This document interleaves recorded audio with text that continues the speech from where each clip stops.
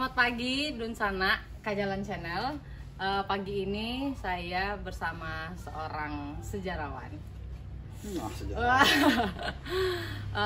Akan bercerita panjang lebar, yang intinya akan membagi kisah. Semoga kisahnya nanti akan menginspirasi teman-teman, ataupun hal baik ya diambil, hal buruknya jangan. Oke, selamat pagi Wendri. Pagi. Udah Thomas ini. Pagi kawan-kawan. Terima kasih mau hadir di podcast Kak. Ini kita akan bahasa Indonesia atau bahasa Minang atau campur? Terserah Kak. Oke, perkenalkanlah diri Abang dulu. Bagusnya Abang lah memperkenalkan diri biar tepat gitu. Kita santai aja ya, ngobrol-ngobrol ringan-ringan berat. Wendri Wanhar. Wendri Wanhar. Nama yang diberikan oleh orang tua. Wendri Wanhar. Oke. Wanhar itu Kak, itu bahasa Al-Qur'an Kak. Oke. Fasoli lirob bika wanhar. Oh, sakit. Fasoli maka sholatlah ya. Lirob bika kepada Tuhanmu wanhar dan berkorbanlah. Insyaallah. Berkorban. Karena Jadi, apa? Karena lahirnya hari raya Kurban. Oke, makanya Wendri Wanhar. Maka atas itu Kalau Wendri ada singkatannya Wendri. apa? Wendri itu nggak pakai D kan? Wendri, warga negara Republik Indonesia. Santiang Bulu. Santiang Bulu orang kaya emang Wendri bahasa Minang Bulu gitu jadinya. Kita Indomie aja lah ya, untuk teman-teman. Indomie itu adalah Indonesia Minang. Oke. Kalau biasanya, kayaknya enaknya bahasa Minang.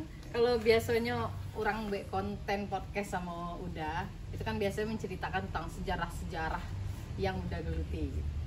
Kini kok kan yang bertanya lebih spesifik siapa lah Wendri Kuswana. Oke. Kuliah dulu. Kuliah di mana? Pertama mana? Kampus namanya Universitas Bung Karno. Oke. Di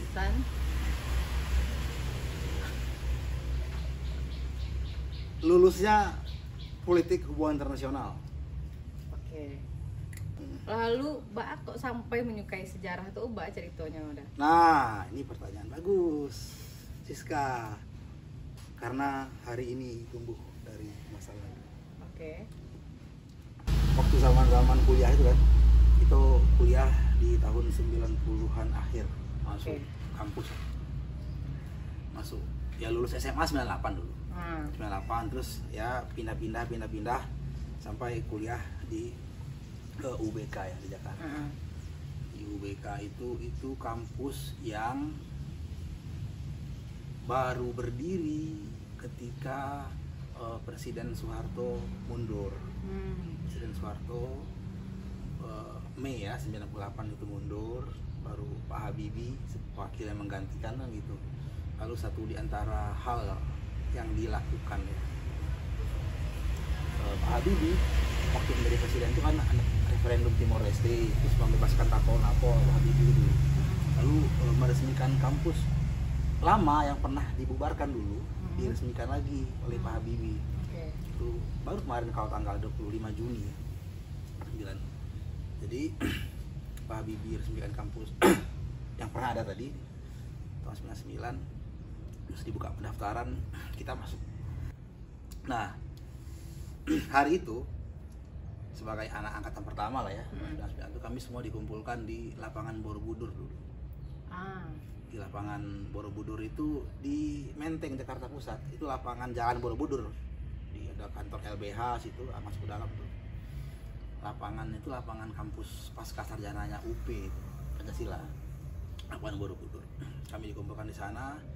Lalu pidato lah, jadi nggak ada ospek karena anak pertama kan, nggak ada ospek, nggak ada apa-apa, semua dikumpulkan. Terus Pak Rektornya waktu itu Pak Winarno Surahmat ya, Pak Winarno itu satu di antara guru besar di Indonesia waktu tahun 70-an akhir itu menentang kebijakan NKKBKK-nya Orde Baru. NKKBKK itu normalisasi kehidupan kampus, jadi mahasiswa tidak boleh banyak hal lah ya, nggak hanya kuliah, ngejar SKS. Datang, kuliah, pulang. Aktivitas politik dan segala macamnya tempo hari itu argumentasi kira-kira gitu. Nah Pak Winarno ini satu di antara guru besar yang menolak dulu itu. Lalu ketika UBK berdiri, Pak Winarno jadi rektor. Nanti bisa proyek siapa itu Pak Winarno, orang hebat di UBK. Nah pidato Pak Winarno waktu itu, kita yang anak kecil ya mendengar Pak Winarno berpidato itu, kata Pak Winarno itu hari itulah kami dijelaskan ya. Jadi kami dijelaskan tentang riwayat kampus itu, bahwa pada intinya dia menyatakan bahwa kalian semua, dia bilang itu berhutang budi kepada rakyat, dia bilang. Kok bisa, dia bilang gitu. Kampus ini tidak akan pernah ada lagi dan kalian tidak menjadi hari ini mahasiswa di sini, mahasiswa UBK itu. Kalau tidak ada gerakan rakyat yang berjuang, kemudian bertaruh nyawa, mengorbankan banyak hal untuk melawan rezim yang sebelumnya gitu, rezim Orde Baru tempo hari. Pak Winarno menceritakan tentang tridharma perguruan tinggi, bahwa mahasiswa itu ya pendidikan, ya penelitian dan pengabdian. Apa itu pendidikan, apa itu penelitian, apa itu pengabdian, itu dengan baik Pak Winarno sampaikan, sangat baik dia menyampaikan itu. Aku juga pernah mendengar orang mewedar tentang tridharma perguruan tinggi, tapi aku kira Pak Winarno sedetail atau lebih baik, Pak. karena filosofinya dia cukup sangat baik. Apa makna pengabdian kepada rakyat? Kalau kalian mahasiswa, dia bilang, terus harga cabai di pasar mahal, rakyat teriak, lalu ada harga rumah sakit mahal, orang nggak bisa ke rumah sakit, sekolah mahal, anak orang nggak bisa sekolah, dia bilang gitu. Kalau kalian diam-diam saja di kampus, dia bilang gitu. Nah, Ngapain?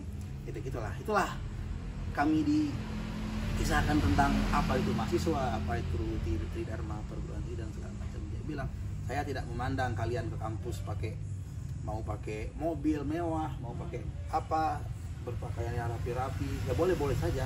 Tapi kalau kalian tidak memikirkan rakyat, tidak mendengarkan suara-suara rakyat di sana, kalian nanti. Tapi mau kalian ke kampusnya sendal jepit, dia bilang, mau celana pendek, mau rambut seperti apa, mau seperti apa, tapi ketika ada persoalan rakyat, kalian turun tangan, memperjuangkan itu, menginikan itu, peduli akan itu, wah itu baru mahasiswa saya. Kata Pak Winarno tempo hari. Itu pidato itu melekat. Ya gitulah kira-kira. Lalu kami kuliah, dan betul kami kuliah, aku tinggal di kampus. Kami ya dengan kawan-kawan beberapa orang, kami tinggal di kampus, kemudian tinggal di kampus saja. Terus kemudian ya begitulah, anak-anak datang, teman-teman datang, pagi-pagi itu kami ya dengan handuk kadang-kadang di kantin, pesan kopi, mau rokok, baru mandi dan segala macam. Tinggal di kampus lah. Dan banyak hal lah. Lalu kemudian dulu itu di kampus itu masa-masa sebetulnya masa-masa bulan madunya. Jadi ketika Pak Harto lengser, rezim sebelumnya lengser, itu ada euforia baru. Orang menyebutnya entah reformasi, entah apa dan segala macam, euforia betul pada masa itu. Lalu karena rezim yang sebelumnya itu ada praktik-praktik desoekarnoisasi, kira-kira begitu ya. Pokoknya apa-apa yang berbau Bung Karno itu kan dipinggirkan, termasuk kampus yang bernama UBK kan juga dibubarkan dulu itu. Itu begitu. Jadi ketika rezim yang sebelumnya lengser, maka di masa bulan madu itu gairah Soekarnois itu tahun-tahun itu ramai kan, orang kemudian kembali mengenang Bung Karno, kemudian beredar foto-foto Bung Karno, beredar simbol-simbol Bung Karno, euforia lah gitu kira-kira, euforia begitu. Nah, dan demonstrasi mahasiswa masih ramai, aksi-aksi mahasiswa tahun-tahun 90 itu masih ramai sekali. Aku juga ingat, ya pengetahuan kita tentang politik sebenarnya sangat, ya nggak ada apa-apanya lah kan, nggak pernah hobi betul dulu politik, nggak terlalu ngerti lah. Masuk kampusnya murah dulu kan, kampus rakyat kan begitu. Pada tahun itu kampus rakyat murah. Nah kami ingat, kami pakai alma mater dulu tuh, awal-awal masuk kuliah itu kan dikasih alma mater warnanya merah marun. Lalu kita memang hari pertama kuliah, awal-awal kuliah itu kita demonstrasi turun ke jalan. Hari pertama Kuliah kami. Tahu maksudnya demonstrasi ngapain? Kita ikut-ikutan. aku. Tapi belakangan aku tahu. Oke. Itu kalau nggak keliru aku ini itu menolak, kalau nggak keliru ya, itu menolak RUU PKB.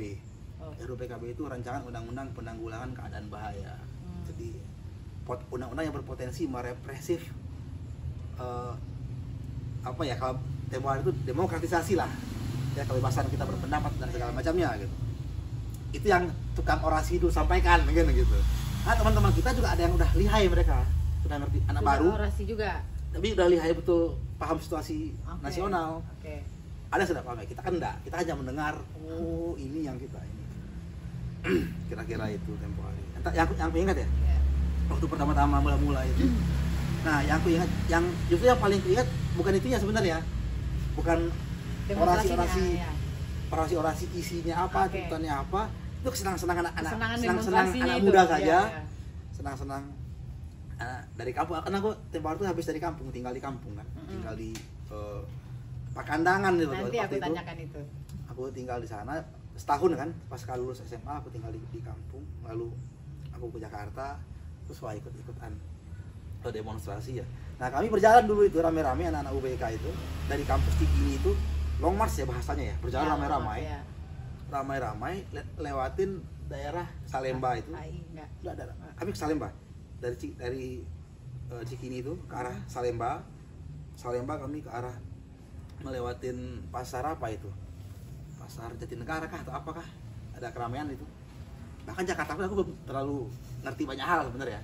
Nah kalau pasar yang sepanjang itu kan, itu kan dulu zaman itu becak masih ramai di Jakarta. Becak, pedagang-pedagang kaki lima ini ramai. 90-an akhir ya. 90-an akhir. Itu mereka, aku menyaksikan mereka itu, rakyat itu, tukang becak dan rakyat itu berkumpul di pinggir jalan kan dulu itu. Memberikan pagar atau dia ikut? Tidak, rakyat di pinggir jalan, kan kami di jalan raya nih, jalan Salemba, jalan ramai-ramai loh masih. Itu rakyat ramai di pinggir jalan, itu hidup Bung Karno, gitu-gitu. Jadi kita kayak wow. Disupport lah ini ya, maksudnya tahun-tahun itu. Emang orang-orangnya betul-betul masih belum bisa lepas dari euforianya itu. Dan kita merasa, wah, berarti, energi itu kan kemudian mempengaruhi kita ya. Nah, bahwa kemudiannya naluri akan rakyat, pesan-pesan tadi dari Pak Winarno tadi itu menjadi buah pikir akhirnya.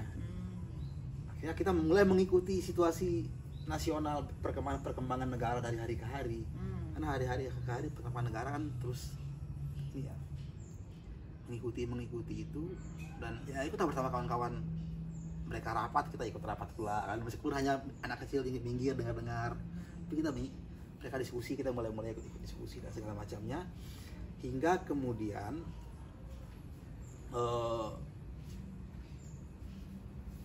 kita mulai berpikir bagaimana, kan ingin negara ini lebih baik. Jadi mimpi dulu gerakan mahasiswa itu ternyata ingin negara lebih baik, ingin bangsa lebih baik, ingin kehidupan kita berbangsa, bernegara, beраkyat, bersegala macam ini lebih baik kan gitu. Itulah kira-kira apa yang lebih baik. Lalu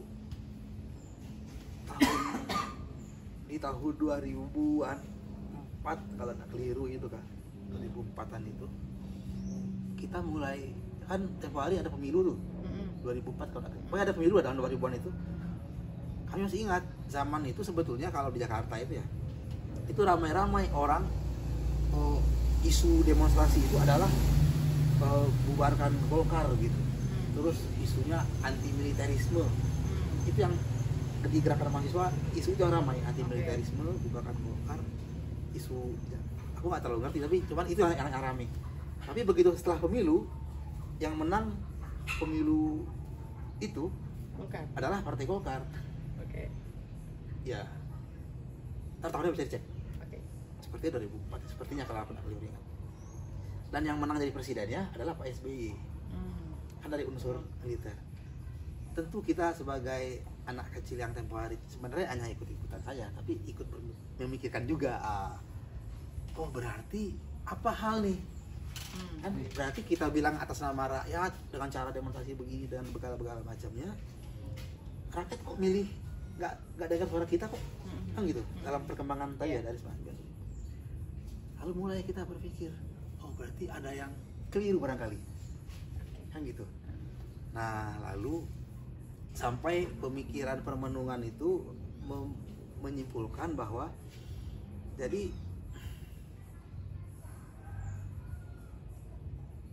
media massa ya, media massa pada itu saat itu ya, oke. media massa itu kan rupanya kita baru tahu juga, oh rupanya yang mempengaruhi opini publik, kesadaran Adalah rakyat media ini, massa. opini publik ternyata adalah media massa yang mempengaruhi, itu media massa. Jadi orang kenal dengan si A, orang suka dengan si B, orang nggak suka dengan si C, itu rupanya dipengaruhi sedikit banyak oleh apa yang diberitakan oleh media massa. Pada saat itu media massa baru koran. Banyak. Oh sudah. Ada koran, ada majalah, ada radio, ada televisi. Iya. Media online ini nggak seperti sekarang. Iya, belum. Lalu orang kan dulu kenal Inul dulu tuh. Dulu ada eranya Inul Daratista. Tiba-tiba orang mengenal, semua orang membaca Inul. Kenapa orang kenal Inul? Karena ada media massa yang mewartakannya terus-menerus. Ya. Oh, kenapa orang suka dengan tadi kan? Dengan partai A atau partai B, atau memilih si A atau si B? Ternyata, oh cara media massa mewartakan. Lalu ternyata kesimpulannya, oh media masalah yang membentuk opini bisa publik. membantu juga nih dalam ternyata itu kesadaran rakyat ya. Di kesadaran rakyat ini itu kesimpulan kita sebagai anak-anak waktu itu. Masih mahasiswa waktu itu. Lalu aku bekerja menjadi wartawan. Akhirnya berkeinginan jadi jurnalis aja nih. Jadi wartawan lah. Ceritanya nih. Itu saat menjadi wartawan itu posisinya masih kuliah. Masih kuliah. Masih kuliah, jadi aku nggak lagi ikut-ikutan dalam demonstrasi. Udah mulai waktu itu ya, apa nih gitu. Udah nggak lagi ikutan, itu permenungan Kak, jadi kesadaran. Meskipun awalnya ikut-ikutan, nah gitu. Demonstrasi akhirnya,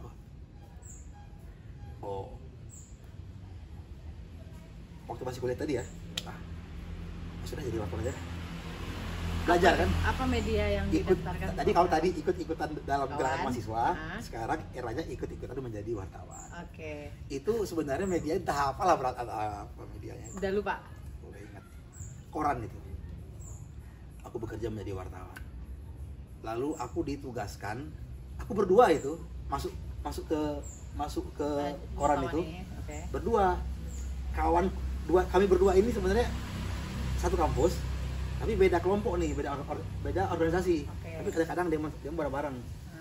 Waktu itu aku pernah lah di zaman kuliah itu, ya kawan-kawan kemudian memilih kita menjadi ketua, nama kelompoknya Liga Mahasiswa Nasional untuk Demokrasi, LMND. Aku jadi ketua LMND Jakarta. Kawanku ini dia ketua PMI, Pergerakan Mahasiswa Islam Indonesia di Jakarta. Denny namanya kawanku itu. Jadi kami sama-sama menjadi ketua kelompok mahasiswa zaman itu, dan kemudian pada sebuah masa kami sama-sama menjadi wartawan nih, sama-sama masih kuliah nih. Kami menjadi wartawan. Aku nggak tahu apa yang perbuatan di Denny ya, tapi kami menjadi wartawan di koran yang sama. Pengalaman apa tuh yang di koran yang sama, akhirnya? Di koran ya tiba-tiba di koran yang sama, aku ditugaskan di kantor di DPR MPR. Langsung ya? Ditugasin di DPR MPR. Karena kita belum tahu cara bikin berita sebetulnya. Meskipun dulu dia juga suka menulis inilah ya. Nah, itulah. Kerja, dan berita pertamaku itu aku masih ingat, itu dimuat di halaman depan, di bagian bawah kecil itu. Itu senang kita kan, anak baru. Keluar nama kita di koran gitu ya. Iya, tentang situasi politik kan gitu. Situasi politik hari itu di DPR. Dulu inisial kan, nggak pakai nama, itu benar nama, inisial saja. Emang inisial. Tapi sebentar saja aku di sana itu, sebentar saja. Tapi aku jadi tak melihat potret bagaimana situasi politik. Bukan, malah kebudayaan, bukan kebudayaan. Corak kebiasaan gaya ini di DPR di Senayan. Baru balik kampus lagi, karena ada kuliah yang mesti diluluskan kan gitu. Kampus lagi ngurus skripsi aja, ngurus skripsi dan bla bla bla bla bla bla bla bla. Berarti apa skripsi abang dulu, tentang apa? Skripsi aku tentang, kalau bahasa sederhananya ya, dalam bahasa sederhananya itu sederhana aja. sebutlah tentang gerakan bawah tanah. anak muda yang berwajah merah-merahan itu waktu kemudian melakukan Sesuatu yang nggak bisa konsolidasi diceritakan itu. perjuangan menggulingkan akhirnya kan tahun 98 itu orang rame-rame demo nih. Akhirnya Soeharto lengser. Ya. Tapi kan apa yang memulai? Nah, Aku ceritakan dalam skripsiku tentang gerakan awal-awal. Ya itulah skripsiku tentang gerakan bawah tanah mahasiswa di tahun 80-an akhir 9 hingga 90-an itu skripsiku tentang itu. Dan lulus dengan sangat baik. Kumlot. Nah. Pada saat itu udah ada kumlot kan?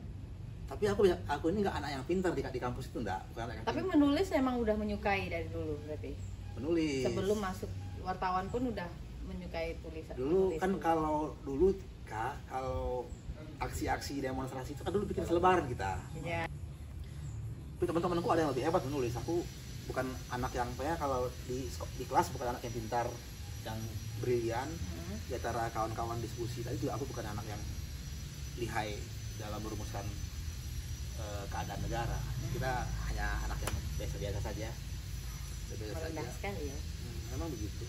Ada yang punya teman, teman-temanku hebat-hebat. Aku hanya beruntung berteman dengan orang-orang yang hebat-hebat lah kira-kira begitu. Nah, lulus kuliah, ya pendek kisahnya ya, menjadi wartawan.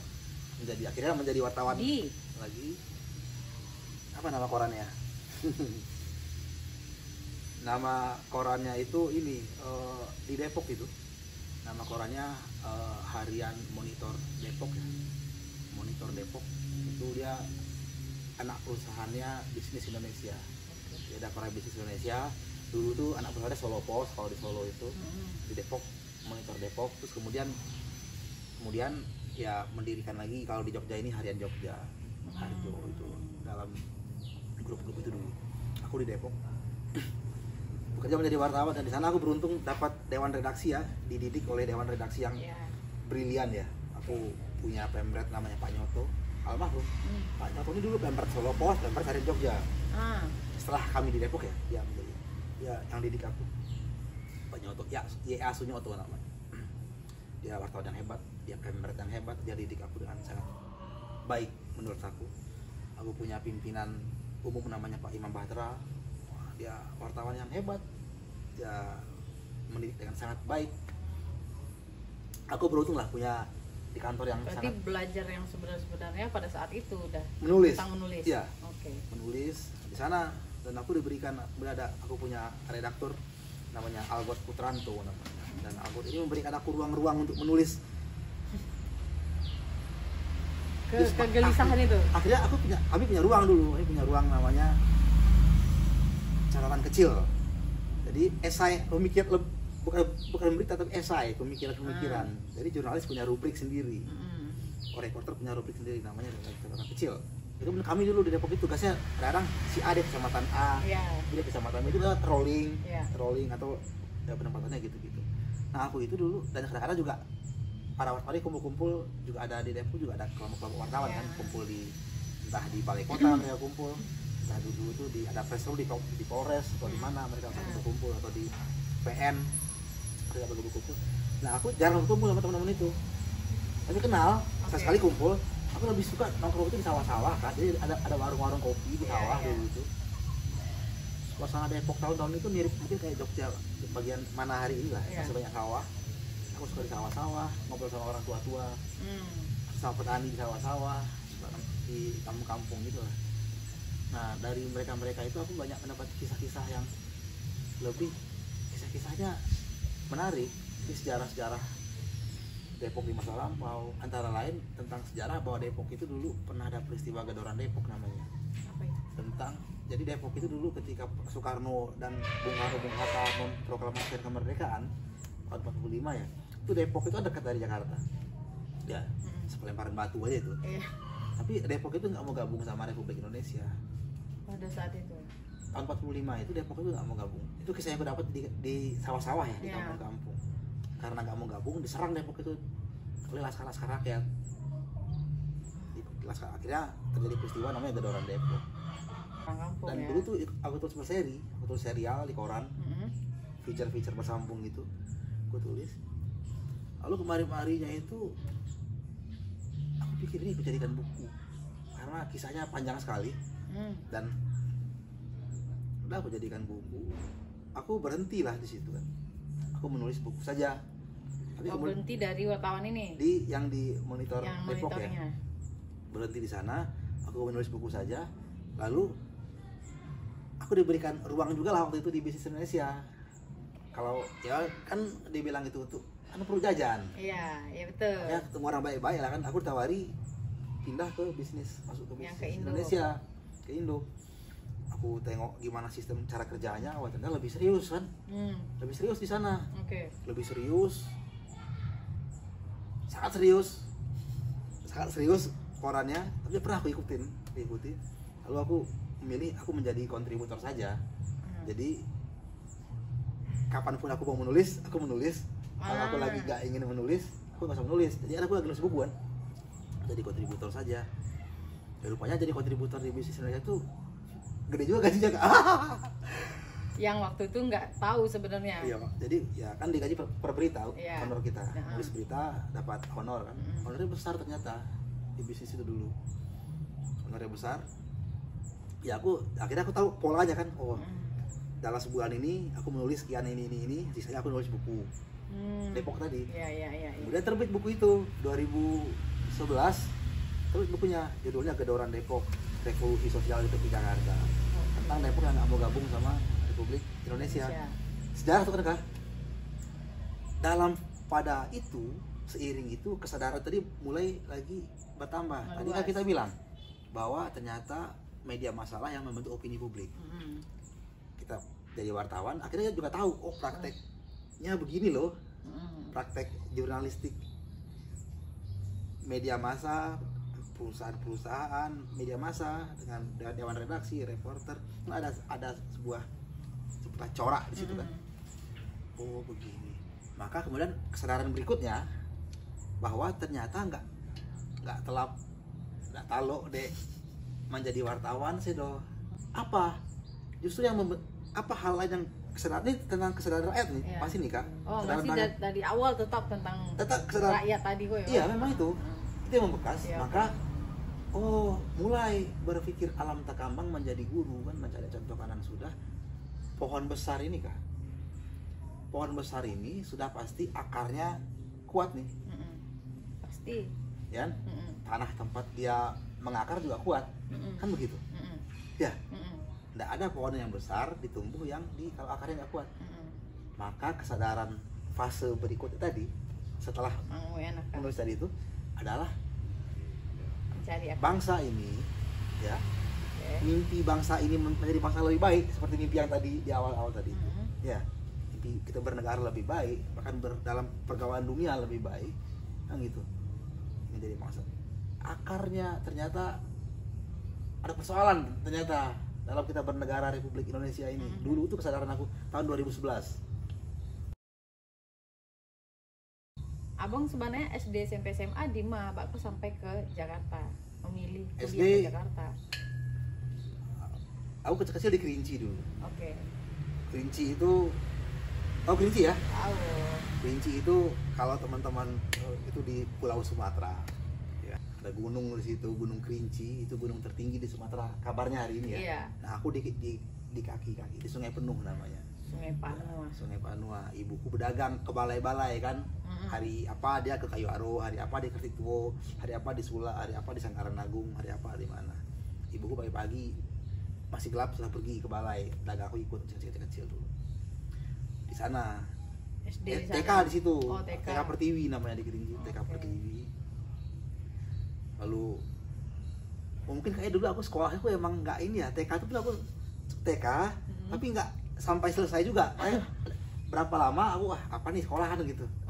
Emang orangnya ini ya nggak betahan ya, maksudnya pengen mungkin itu ya. Itu baru abis TK itu aku pergi kan ke ini, nggak lama. TK itu belum nggak sampai yang selesai ini ya, tapi pernah TK ya. Aku ke Padang. Ibuku Padang Kota. Padang Kota karena ibuku punya rumah kos di Padang. Ibuku punya rumah kos di Aitawa. Di Aitawa ada rumah kos. Nah aku ke situ, rumah kecil nih Kak dulu. Berarti SD dah di Padang. Nah sampai akhirnya masuk SD di Padang. kelas 1 awal pertama itu SD 44 Aitawa namanya. Sebentar aja, sebentar, tapi SD sebentar SD pakai seragam sekolah, berjalan kaki dari ya sekolah sama kawan-kawan lah. Jadi hanya beberapa bulan aku pergi lagi ke Kerinci. Jadi dulu Padang Kerinci itu naik mobil tuh, mobil bukan bus besar tapi apa nama mobilnya, minibus mungkin ya namanya. Ada dua Habeko, ada Danau, ada Gunung Kerinci, nama merek mobil itu Habeko, Saroha. Aku pergi lagi ke Kerinci dulu, dari mungkin aku rindu sama ibuku ya, ibuku ada di Kerinci. Nah, jadi waktu di Padang itu aku tinggal di rumah kos ya sama abang om mahasiswa. Aku tinggal bersama para mahasiswa Padang masih SD. Ya Allah, emang udah hobinya yang ngikut-ngikut orang dari kecil berarti. Ya tidurku kadang-kadang aku tidur di kamar-kamar om-om itu. Karena om-om itu malam-malam main kartu kan. Entah main apa, aku tukang tulis. Aku catat angka-angkanya tuh. Oke. Jadi SD sampai kelas berapa di Padang? Sebentar aja, enggak sampai kelas berapa, sebentar aja. Oke. 9 bulan lah. Oke. Langsung ke Kerinci lagi, masuk lagi SD. Daftar masuk lagi, jadi masih bisa lah masuk. Iya. Kelas 1. Kelas 1. Ya, ulang lagi kelas 1. Tapi nyambung aja. Nyambung SD dari 1. Okay. SD 1 di Sungai Penuh, SD 1 itu di Sungai Penuh sampai tamat SD. Tamat kami di Sungai Penuh, baru kemudian waktu SD pun kami itu sebenarnya bukan hanya aku ya, mungkin musim yang itu begitu. Aku sama kawan-kawan itu kadang-kadang atau yang budaya begitu ya, budaya di sana tuh mungkin begitu ya, tapi aku kan nengok budaya seperti itu di daerah-daerah lain ya. Banyak hal ya, SD kami sudah melakukan banyak hal. SD kami ya terlalu gimana lah ya kami.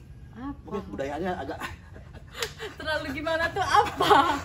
Kayak orang penasaran apa? Kan kita nggak hidup di masa itu. Tapi itu permainan di sana ya. Iya. Jadi bukan hal yang tapi hal yang biasa aja akhirnya, jadi permainan aja. Misalnya ya hari ini namanya judi mungkin ya, tapi SD itu sudah main itu permainan aja. Iya. Ketika musim kelereng, judinya main kelereng awalnya tuh, akhirnya pesta uang tuh Kak.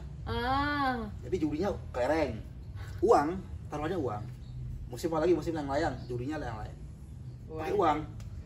Berapa uang pada saat itu? Zaman dulu ada era itu ada uang 5 rupiah, ada 10 rupiah, ada uang 25 rupiah, dan 100 rupiah.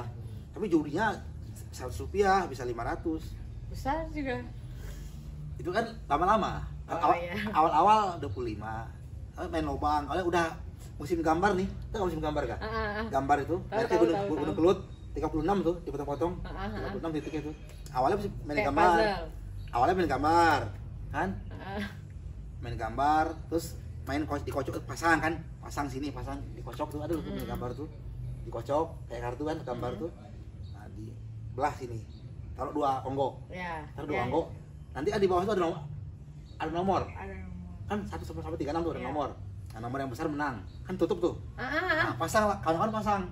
Oh iya, bandar. Pernah main itu, tapi kan nggak sampai ke pitinya. Nah, kalau hari ini tuh mirip dengan kasino di Las Vegas tuh kayak gitu lah permainan ini kan. Kartunya. Bandar kan. Iya. Pola aja lah gitu kan. Bandar. Masang tuh kawan-kawan. Masang. SD itu ya. Itu awalnya gambar masangnya. Awalnya pasang 3 dapat 3. Karena 3 nih, 3 lembar gambar. Kalau dia menang, kita bayar 3 lembar. Kan gitu. Lama-lama. Masa rame nih. Lama-lama 5 lembar, 10 lembar, uang lama-lama. Jadi uang, udah nggak gambar, udah hanya medianya aja. Oke. Semua hal menjadi judi. Uang. Kami kecil-kecil SD itu kami main biliar udah lihai-lihai. Main biliar gimana Kak? Saking tingginya main biliar, kami begini main biliar dulu nih. Nggak begini ya? Kayak gini. Iya, begini. Di sini nih stick itu. Di bahu ya? Di bahu, ya nggak begini. Tapi itu bukan hal yang buruk, itu permainan saja. Justru itu malah melatih kemudian di sana itu kehidupan di Sungai Penuh itu ya. Itu melatih orang, ya anak-anak mungkin ketangkasan ya. Gitu kan macam-macam ya, segala macam. Terus selesailah SD. Ya gitu. Tamat dan kami tinggalnya juga jarang tidur di rumah itu sesekali aja. Surau enggak? Ya kalau bahasa itulah. Maka dulu kami ada sama kawan-kawan itu pernah bikin goa-goaan ya di dekat kami itu masih ada bukit kan. yang ada goa gitu, kami bersihkan, kami taruh di sana apa gitu, jadi markas gitu lah, anak kecil aja. Makanya Menyenangkan sekali masa makanya kecil. tempo hari waktu kami balik, kami punya geng dulu, kami punya kelompok, punya Iya, geng iya, SD iya, itu iya. dulu. Apa nama gengnya dulu? Inggris, Eagle Corps, anak kecil kelas 3 SD kami bikin geng dulu. Eagle Corps. Astaga. Bahkan Corps namanya nyebutnya kan. Corps. Nyebutnya Corps kan, gerombolan elang Oh, artinya. Iya, iya. Nah, itu nama kelompok kami sampai tamat tuh gerombolan itu masih ada. Sekarang pun. Maka aku pun ingat ini juga karena tamat SD itu kan 92 tamat SD, aku pergi pesantren kami dulu. SMP. Pesantren ke Lampung, pindah ke Jawa, masuk pesantren di Jawa. Dan tahun 92, baru 2018 aku balik ke Kerinci lagi, ketemu lagi teman-teman SD, teman-teman lah mengingatkan Eagle dulu itu. kita punya geng. Oh iya juga, kami bikin kaos dulu kak, anak SD. itu Sampai bikin kaos. Karena uang itu. Ya kalau itu kan pandai-pandai ya. Kawan-kawan aja ya. Yang pintar tuh kawan, makanya aku nih kawan-kawan itu pintar, bukan aku yang pintar. Aku ikut dalam rombongan yang pintar itu. Bikin kaos tuh pakai ini kak, kami dulu menggambar kak. Kami bikin gambar nih dulu telah terlatih sebenarnya melukis nih kak, menggambar nih dulu masih kecil. Bikin dari karton kak, gambar elang. Terus pakai silet. Kita pakai silet, Dipotong. silet kan bolong tuh, gambar elang tuh. Iya. Nah, tempel di kaos, cat orang tuh lah ditotol-totol pakai sabus busa tuh kan. Iya, betul. Eagle Corps. Lapangan Merdeka tuh di tembok-tembok kota tuh, saya penuh pasar tuh, penuh tuh Eagle Corps. Anak SD nih. Aduh. Ya, sama teman-temanku. Ngeri Mas. Ada yang paling pintar gambar tuh namanya Tony, kawanku itu. Namanya Tony, dia kembar sama Budi, itu teman kami, satu rombolan. Nah, adiknya Tony ini namanya namanya adik Pasker namanya. Itu kuliah diisi. Kenal juga sama kawan-kawan di sini, adik Pasker. Dia kuliah diisi juga sini, mesin rupa akhirnya. Itu adik kelas kami dia. Gambar segala macamnya, bikin aku nggak tahu ada anak-anak SD yang udah yang kemudian bisa mengelola uang membuat kaos. Jadi Eagle Corps, jadi awalnya kaos total pakai cat, akhirnya bikin kaos betulan. Kisah ini aku ingat lagi karena kawan-kawan kemarin berkumpul bercerita itu, kita bikin kaos dulu nggak ingat. Oh iya ya, kepercetakan sablon. Wah bagus. Dengan sungguhan lah sekarang ya. Sungguhan, anak kecil nih bikin kaos dulu kan, Iya. dulu tuh udah begitu dan segala macamnya. Itulah hal-hal yang ya kami ada juga lah, kami pernah ngancurin sekolahan dulu ya. Iya. Kami pernah ngancurin sekolahan dan segala macamnya. Nah, masuk pesantren kak dan segala macam. Saat itu di Lampung dulu, Darussalam. Berarti dari Dari Kerinci Kerinci ke Lampung. Kalau yang kami ingat. SMP aja di sana atau sampai SMA? Sebentar juga. Sebentar juga. Hobinya Sebentar itu ya. berapa bulan. Baru kan di Lampung itu kan di pesantren nih. Kami ini adalah aku ini entah apa pula. Aku dapat kawan yang kawanku ini, aku ini orangnya ikut-ikutan. Kita ini ikut-ikutan aja orangnya. Hah? Kan kabur nih pesantren itu kan. Kita pergi kabur dari pesantren. Pesantren kami itu nggak di pagar tembok tinggi-tinggi, nggak ada sawah dulu tuh. Dulu tuh pesantren Jauh kami dari itu kota enggak? jauh dulu. Oke. Mesti lewat di sawah dulu baru kita naik emprengan angkot atau apa. Mulai tahu aku tuh Lampung itu nama Pasar Natar awalnya. Ya. Tahu aku ada bandara Beranti namanya. Itu kelas 1 tuh Kak, SMP itu. Umur 12 tahun lah. Dayan di pesantren nih. Mulai aku tahu aku jalan kan kabur di pesantren nih. Pergi main. Berdua itu. Berapa orang? Ya kadang ya gitulah. Ya kadang ada kawannya, kadang enggak ada gitu. Oh, tapi ikut-ikutan kita. Ikut angin tuh. Ikut-ikutan aja kita kan. Lalu aku mulai tahu ada pasar bambu kuning dulu tuh. Kalau nggak salah ya, di Lampung itu. Ini, di Lampung. pesantren. Atau Nah, udah mulai ini nih Tanjung Karang. Wah. Udah mulai jauh nih. Astaga, itu ada uang. Maksudnya biasanya kalau di pesantren tuh kalau kita cabut atau keluar itu kan biasanya dapat hukuman kan saat balik. Kalau ketahuan. Ini nggak ketahuan. Mana ketahuan? Tapi kan biasanya ada jadwal-jadwal di pesantren itu kan jadwalnya padat. Pandai-pandai kita lah Kak. Kalau masih di situ udah ada ketahuan Kak. Waktu itu ada ketahuan. Nah, kalau masalah di Tanjung Karang atau Bambu Kuning ya, Tanjung Karang itu aku boleh tahu, wah kan hobi main biliar nih Kak. Dari kecil dulu kan Pasoboknya. ada biliar kan. Oke. Ya Tanjung Karang. Aku tempatnya nggak terlalu ingat. Tanjung Karang. Biliar, nengok biliar kan. Kami main biliar ini pandai lah dulu Kak. Maksudnya Ahli lah, ahli. Ahli nggak ukuran seumur kami itu dulu? Ahli seumuran itu. Ahli nggak lah. Ya sorok-sorok bola lah. Gitu. Bisa lah. Ya, sorok-sorok bola lah. Sorok-sorok aja. Karena memang dulu tuh emang dilatih kan, terlatih kan. Main ya tadi kan, ya judi-judi itu bagi kami hal yang biasa Kak. Sudah hari-harian. Ya kalau tadi katanya ada uang nggak, ya gimana kan? Kadang-kadang kita itu pernah orang tuh bertaruh itu masang kita. Jadi bertaruh main Lewatnya main kita yang main. Iya. Ah. Ya, tapi itu nggak lama. Itu sebentar aja lah. Sebentar aja masing-masing. Candu-candu masa-masa muda lah ya. Itu umur 13 tahun lah, 12-13 tahun. Kawan SD kan? Ya. Kelas 1 ukurannya. Beberapa bulan kemudian aku mulai tahu juga namanya mulai tahu Tanjung Karang Bangkauni. Bangkauni itu sudah pinggiran ujung Sumatera. Iya. Jadi anak Sudah nyebrang lagi. Ya anak kampung kan gitu kan. Kerinci itu kampung kah di tengah-tengah hutan, Taman Nasional Keciplat. Nah dulu tuh kalau pergi ke kota aja tuh Padang. Iya. Ya. Itulah paling kota tuh. Udah kota Padang itu kan dulu kan Ah. pinggir pantai. Nah kalau ke kampung ibuku tuh kan di Pakandangan. Oke. Pakandangan itu Pariaman ya. Pariaman. Sekali Lebaran kami pulang situ. Oke. Jadi aku nggak tumbuh di situ nggak tumbuh di Pariaman. Oke. Cuma sesekali ke Pakandangan kalau Lebaran. Oke. Main ke pasir Pariaman dulu tuh ramai-ramai kan orang acara Iya, kan. iya. Kalau SD itu dulu. Terus Nah, udah mulai-mulai sampai di ujung laut nih, ujung laut. panjang lah pikiran ya. Pengana nih. Nah, Alam Takambang nih. berkawan aku sama dulu anak-anak yang lompat-lompat dilempar-lemparin koin Koin, di pelabuhan Bangkauni itu berkawan pula kami di sana. Tapi aku tidak pandai berenang. Maksudku nggak sehebat mereka yang Iya, kecil. iya. Jadi aku udah ikutan. Berkawan aja dulu. Kali itu kita nggak ikutan. Hanya itu yang tidak ikut-ikutannya. Nggak ikutan, tapi berkawan-kawan. Ya kawan-kawan gitu. Ya kenal mainan anak kecil. Ya mulai ngerti-ngerti, oh sebentar lagi tuh kapal ini nyebrang sini tanah Jawa nih. Pulau Jawa nih. Menggoda nih. Monas Angin. yang paling menggoda adalah Monas. Angin Jakarta udah menghimbau nih. Monas. Iya. Pengen nengok Monas. Kenapa bisa tiba-tiba tahu ada Monas? Ya tahu lah, televisi TVRI kan dulu Monas itu kan iya. simbol republik. Sangat megah sekali dulu ya. Monas tuh udah hal yang bagi kesadaran dulu kita di kampung itu. Monas tuh sebuah gimana lah. Iya. Nah ini dekat Monas nih. Bla bla bla, pendek kisah. Aku hanya beberapa bulan di pesantren yang tadi Lampung itu. Ya orang-orang belajar bahasa Arab. Nah, aku belajar juga. Orang bisa aku nggak bisa. Gitu. Orang belajar ngaji, aku ikut ngaji. Orang lihai aku enggak. Kita ala kadarnya aja. Sebenarnya ngerti lah. Luar-luarnya terus ya. Iya, Tapi ikut semua. Ikut dikit-dikit. Ah, Ya, ikut. ngerti lah kita kenapa alif tegak lurus. Gitu. Ya. Gitu-gitu lah. Dasar-dasarnya taguk taruh ya.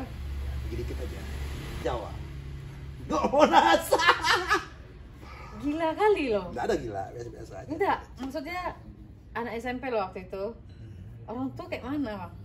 Orang tua aku akhirnya pindah ke Depok. Kan dari Kerinci kan? Iya, Kerinci.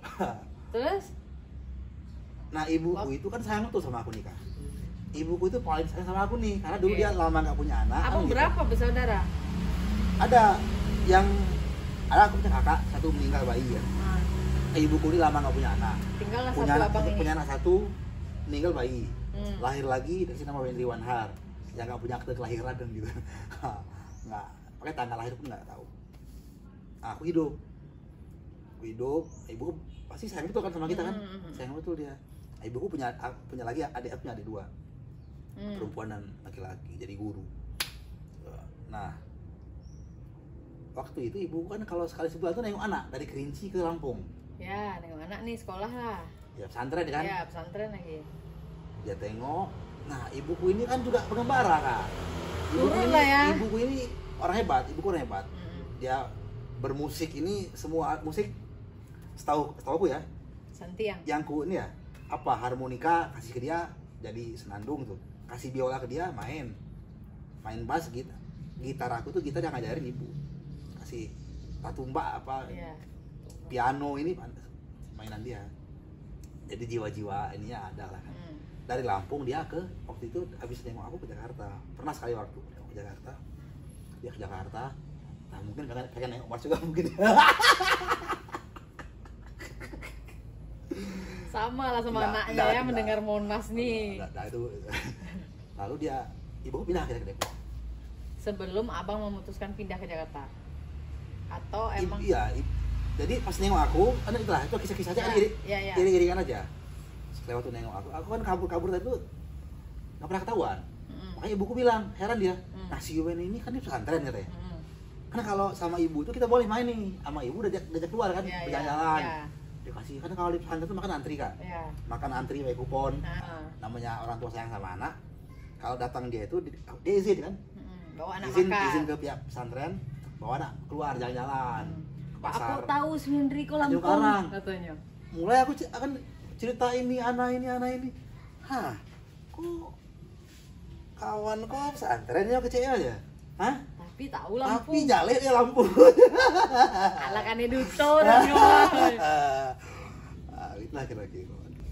Karena kisah aku ke Jawa dan masuk pesantren aja. Aku tuh hobi pesantren. Kenapa? Dari kecil tuh kami suka tidur tuh bersama kawan-kawan. Jadi naluri tidur bersama kawan-kawan tuh bergerok. Itu naluri. Dan lagi di Jawa itu pesantrennya namanya Alhamdulillah di Depok. Kiainya namanya Kiai Ahmad Sayhu. Ahmad Sayhu ini mantan ketua PBNU dulu. Pernah menjadi ketua DPR GR. Zaman Orde Dewan dulu DPR RI ini DPR GR namanya dulu. Dewan Pembinaan Rakyat Gotong Royong. Ahmad Sayhu, ketika Ahmad Sayhu jadi ketua DPR GR lah, itu Bung Karno dilengserkan dalam sidang di DPR MPR menolak pidato Nawasara ya, pidato Nawasara kan tak diri tahun 66 itu. Itu ketua DPR GR-nya Ahmad Sayhu, di sampingnya ada Pak Nasution dulu dan segala macam. Jadi pesantren di situ lah. Pesantren aku di rumah Pak Sayhu, NU. Kami dididik secara NU. Mengaji aku ini muridnya Pak Sayhu. Aku belajar dong sama Pak Sayhu. Udah jago lah mengaji. Enggak, orang-orang yang jago. Aku enggak. Merendah terus. Yang jago teman-temanku jago. Teman-temanku pintar-pintar dia mengkaji apa nazom itu imriti, nahwu sorab apa itu pintar temanku. Apa jurumiyah apa segala macam itu. Tafsir secara lain. Ilmu pesantren itu apalagi Jawahirul Bukhari. Teman-temanku dia hari. Aku ikut-ikutan aja. Dikit-dikit. Saya tuh pesantren. Dulu Gus Dur itu baru-baru pulang dari Irak, dari mana tuh, dari Iran ya, dari Irak. Itu sering main ke pesantren kami dulu, suka main, nemuin Pak Sayhu. Gus Dur itu kan NU terakhir, dia sering nemuin Pak Sayhu dulu. Jadi pesantren kami itu kadang-kadang kedatangan Pak Gus Dur gitu, Abdurrahman Wahid. Kami kecil, kadang-kadang beliau juga ceramah di pesantren. Pernah juga, rupanya Gus Dur kenapa sering datang? Kami tiap hari disuruh beli buku nih, jadi orang tua pesantren itu suruh beli buku warnanya hijau, judul dari pesantren ke pesantren tentang kisah Pak Ahmad Sayhu. Gus Dur penulisnya, itu masih muda, penulis buku tentang kiai kami dulu. Akhirnya Gus Dur menjadi presiden. SMP ukurannya. SMA? Sekolah. Bukan pesantren lagi. Nah, masuklah ke sekolah swasta atau negeri? Sekolah swasta. Di Depok. Di Depok. Ya tamatnya di Depok ya. Dan aku pernah juga di sekolah sebelumnya STM ya. Di Depok itu. Jakarta. Tapi sebentar aja, itu nggak ada seminggu. Astaga. Sama 95. 6 kali lah pindah-pindah ya. TK. Kita nggak beres lah. SD pindah-pindah. SMP juga. Nah, SMA itu pertama STM tuh. Sebentar aja. Apa nama STM-nya apalah ya, STM berantah tuh kan. STM keren lah. Tapi karena mungkin aku nggak bisa ngikuti pelajaran ya. Mungkin aku nih nggak pintar kali ya. Entah karena apa, nggak ada seminggu itu aku nggak melanjutkan. Nggak sekolah lagi. Pindahlah ke sekolah SMA. SMA di Depok. Lulus. Alhamdulillah. Lulus kami SMA di Depok. Nah, tamat SMA aku ya ada hal lah kan. Tahun 98 tamat SMA. Nah, saat 98 itu abang di Depok itu? Di Depok kami. Ya. baru ada hal sesuatu yang kemudian membuat aku mesti balik ke kampung. Balik kampung, di kampung lah kemudian ya kampung lah belajar kita kan, belajar lagi Menjemput Minang ya. manjam kerja kita nggak mau ya. Barulah mulai di Belajar. situ belajar. Tapi enggak juga ini ala kadarnya aja, maksudnya Kepakandangan berarti. kepakandangan. Kalau aku tanya orang-orang, dia kok bisa hebat begini ya, bisa bahasa adat, ngerti tentang ini tentang itu. Aku udah hebat mereka. Kayak makanya pelajaran aku tempo hari itu ngajinya, mungkin aku masih orang-orang sedalam samudra, aku mungkin ya masih sedalam gelas minum aja barangkali ya ilmu itu ya. Kalau menyukai sejarah, kalian suka Ya, udah dari kecil. Kami ini hidup dalam tradisi dongeng, tanda kutip ya. Tradisi entah dongeng, entah kabar, entah cerita itu apa namanya. Keluarga kami ini keluarga tukang cerita. Ibuku pengkisah yang baik, ibuku itu pencerita yang baik. Dia seniman ya. Pantas lah ya. Dia pencerita yang baik. Aku punya mama itu adik kandung ibuku. Mama aku kan tempo hari waktu tahun 98 tuh aku di kampung diserahin ke mama aku itu, uncuku itu diserahin ke dia. Aku juga nggak tahu dulu itu kan, aku diserahinnya pakai segala macam gitu kan. Iyalah, kalau ke mama ya secara adatnya begitu. Iya, pakai adat aku dulu diserahin itu ke mama. Uncu itu maksudnya yang bungsu ya. Iya. Om kita tapi yang bungsu. Adiknya ibu dia. Adiknya Dia memang dia anak bungsu memang. Lalu aku diserahin itu pakai itu. Ya kita yang dari Jakarta, tumbuh di Jakarta dengan segala macamnya. Pikir apa ini, aku ikut aja. Ada apa? Ikut lagi. Ya, dia dikasih macam-macam lah kan. Nah, mama aku ini pengkisah yang baik juga, sangat baik bahkan. Uncuku ini pencerita yang baik, Uncu Pian Malaga namanya. Dan setelah kita besar ternyata itu sejarah kan gitu. Terhubung dengan, tapi dulu kan bagi kita itu dongeng aja. Yeah. Bagi kita itu hiburan. Sudah, sebenarnya kalau itu sudah sejak ini ya, Sejak dan kami dulu sesekali itu kalau dari Kerinci itu kan kalau berlibur aja kan, dulu kan liburan SD ini sebulan kan, bulan puasa, kasih buku sama guru kan. Jadi kalau malam orang ceramah taraweh, tangan masjid dan stempel pidatonya apa kita tulis. Oh iya. Itu absennya selama sebulan. Ya. Libur sekolah juga. Ya. Nah kalau liburan itu ke Padang, dari Kerinci ke Padang nih. Ke Maling Kundang. Nah kalau di Padang itu, itulah hebatnya keluarga kami ini. Itu aku tahunya belakangan ini, setelah aku besar sekarang ini kan tempat-tempat yang pernah aku diajak dulu. Oke. Diajak ke misalnya ya tadi Pantai Manis, ya. Aku pernah diajak sama ibuku itu ke bagian pesisir selatan itu dulu. Mandi. Ya gitu-gitulah kan, ke pulau-pulau apa itu. Pernah diajak ke, ada dalam goa dulu tuh, dalam goa. Masuk goa kami, di goa tuh macam-macam, ada kayak bangku-bangku dalam goa itu. Diajak ke Pagaruyung, diajak ini Pagaruyung. Nah, ini kisah Minangkabau tuh di sini ya. Jadi sudah gitu-gitu kan. Sudah.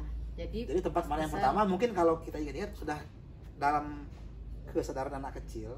Ini di masa SD ya.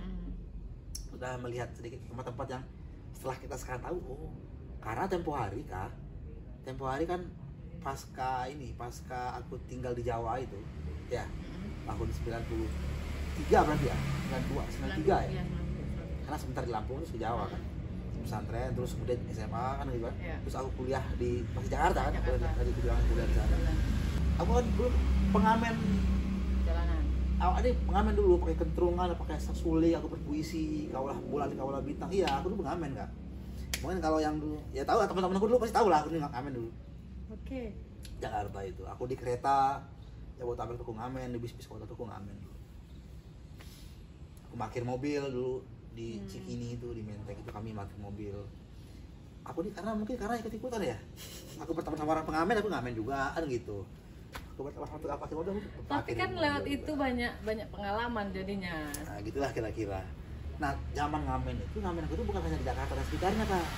Pergi jauh-jauh berarti, mengembara aku juga. Aku naik bis sampai ke Bandung, ya puncak tuh, naik bis. Kan gratis akhirnya naik bisnya, dapat duit malah. Nah, kalau kita ngamen itu kan tukang connect itu nggak mintain duit. Iya.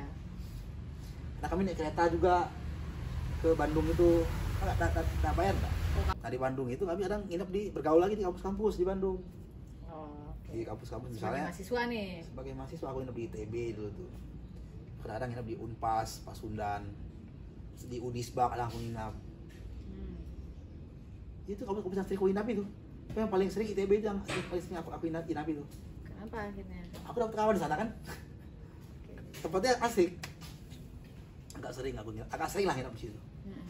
Lalu kemarin-marinya aku juga dari Bandung kan kereta itu laju dari Jakarta tuh Jatinegara bisa laju sampai naik kereta itu ke Yogyakarta ini. Ya.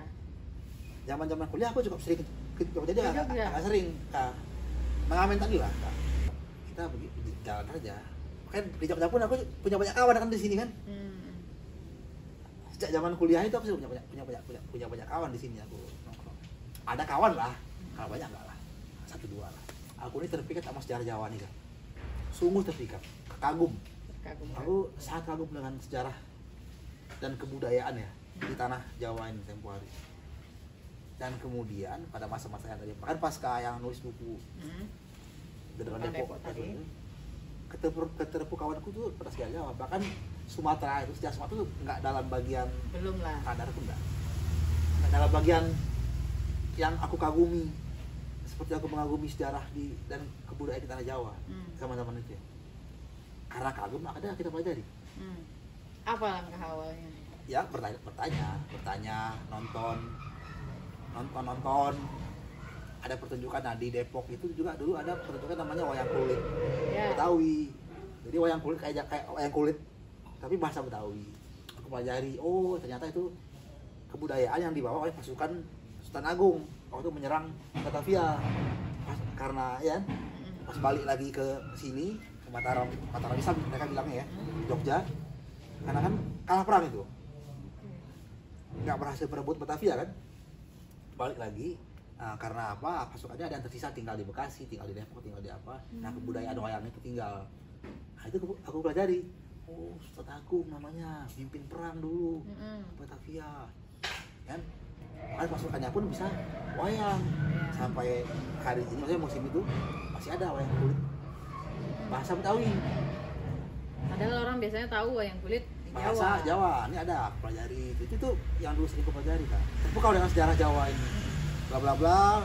Aku masih nulis buku-buku sejarah, terutama sejarah lahir Republik. Aku menulis buku sejarah seputar lahir Indonesia merdeka. Nah tadi kesadaran kita pada sejarah kan akar bangsa kan, rakyat kan, satu rakyat.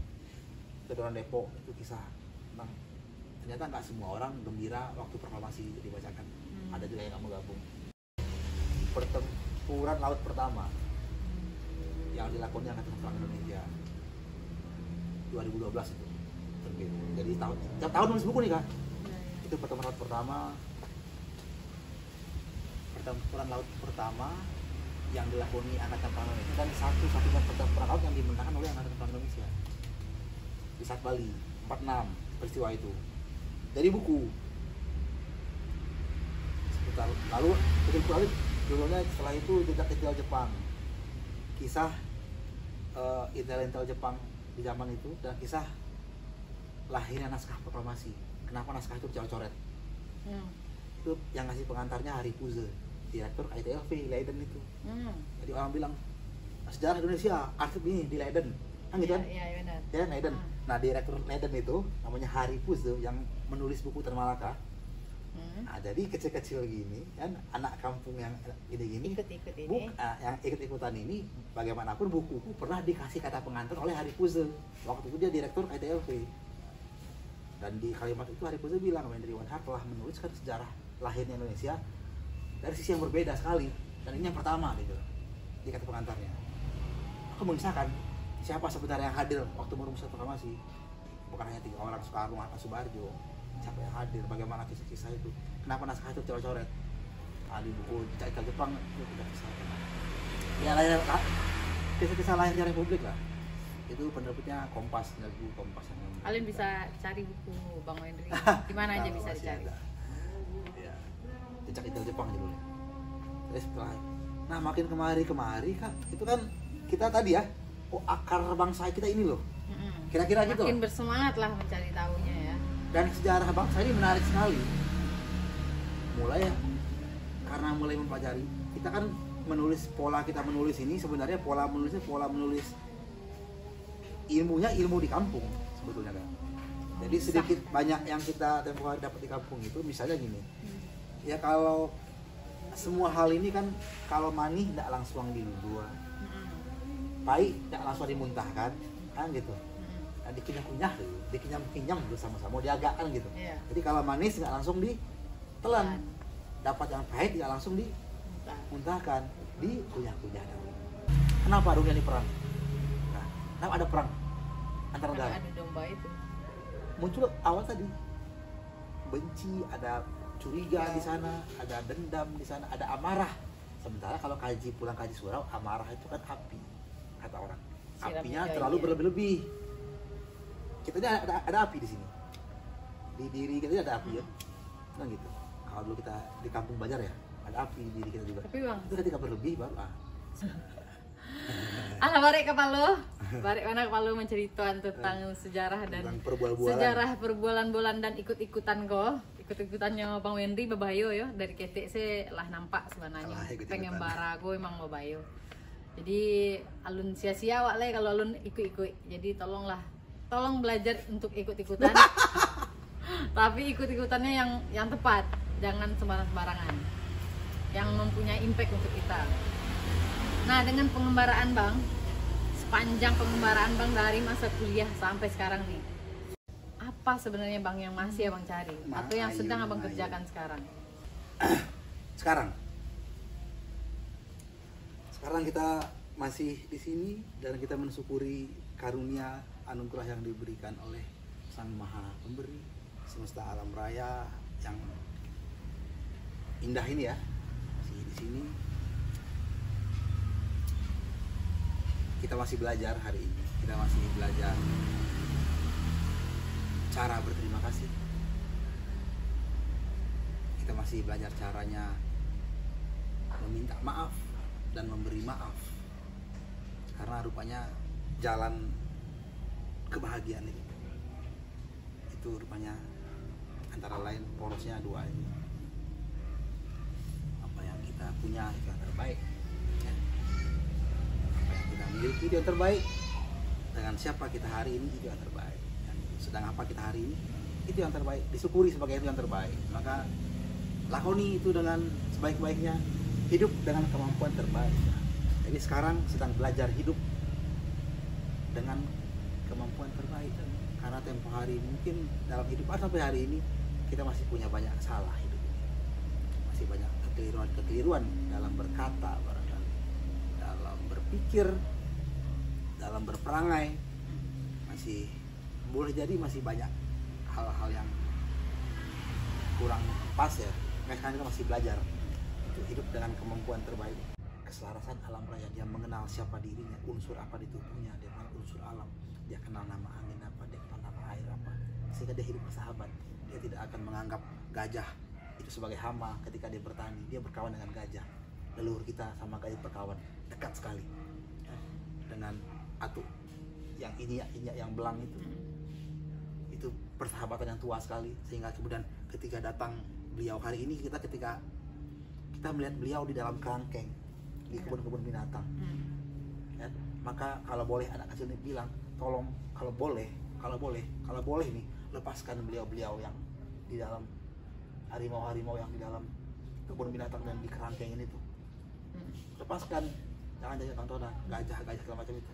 Mereka hidup di hutan, Berikan dia di tempatnya, tidak kita merasa kita apa, sehingga kita hari ini ketika ketemu takut sama harimau, takut sama ini, itu kan saudara-saudara tua kita dengan yang lain-lain itu. Dengan ini kalau kita salah kita minta maaf ya. Jadi enggak ya terlalu lah kita ketika ini dari pelajaran sejarah. Nah, sedikit banyak tempoh hari kita belajar ke masa lampau itu. Jadi inilah masanya kan, menurut kita. Kalau bahasa kita pelajari di kampung itu dengan kesadaran tadi itu, ini masanya lagi kita memulangkan lagi sirih ke gagangnya kan, memulangkan lagi Pinang ke tampuknya kan, ya. Betul. Masih lagi kita Kok sedih? ya ini masa-masanya itu, masa-masa kita punya kok, Perbaikan. kita punya jangan itu kan pedoman di masa lampau untuk kita menyongsong hari-hari esok. Kan? Ternyata di masa lampau kita punya pedoman yang baik yang ditinggalkan oleh nenek moyang kita. Lalu kita hidup dengan cara orang, kan gitu. Dan cara orang kita hidup kan, kebun binatang yang dikerangkeng-kerangkeng. Misalnya kalau kita hal yang kayak gitu ya, hutan yang di gunung-gunung, di hutan-hutan yang dengan serampangan kita atas nama buang sampah kah? Ya serampangan kita dalam dijadikan perkebunan di hutan jadi sikat, lalu kita anggap ketika ada binatang di sana itu hama, ya gitu ya. Dengan serampangan kita, wah ada tambang potensi apa di sana, kita manusia ya, kita ya unsur kita ini makhluk manusia nih, ras manusia lah kira-kira begitu. Ya atas nama merasa semua bisa dimanfaatkan, diberdaya, lalu kita menginjak semua makhluk di luar kita, ya. Makanya kemudian yang kan hidup ini ada yang nampak, ada yang nggak nampak, kemudian ada masa-masa wah memusuhi, wah itu ini itu ya. Itu kan ciptaan yang maha kuasa juga. Kalau kita percaya dengan yang maha kuasa, ya hidup berdamping-dampingan saja di ruangnya masing-masing saja, ya di ruangnya masing-masing, ini di alamnya masing-masing. Yang di hutan kita jangan rusak hutannya, ya. Di mata air jangan rusak mata airnya, di sungai jangan rusak sungainya, gunung jangan rusak gunungnya, laut jangan rusak lautnya. Kan bahagia kita nengok sungai airnya jernih, ikannya jinak, itu kan bahagia hati kan. Tak mandi di sungai kita nih, kalau tengok air sungainya keruh. Iya. Nah kebahagiaan itu kan itu. Nah, Kak. Berarti kata kuncinya adalah berselaras dengan alam. Terima kasih Bang Hendri. Yo, Kak. Terima kasih banyak. Wah, berat sekali obrolan kita tapi menyenangkan. Semoga 2 jam kurang ini bisa teman-teman ambil sebagai kisah. Pasti ada yang kalian ambil. Saya berharap itu. Terima kasih. Bye-bye. Assalamualaikum warahmatullahi wabarakatuh. Aku juga assalamualaikum. Aku salah-salah, aku minta maaf.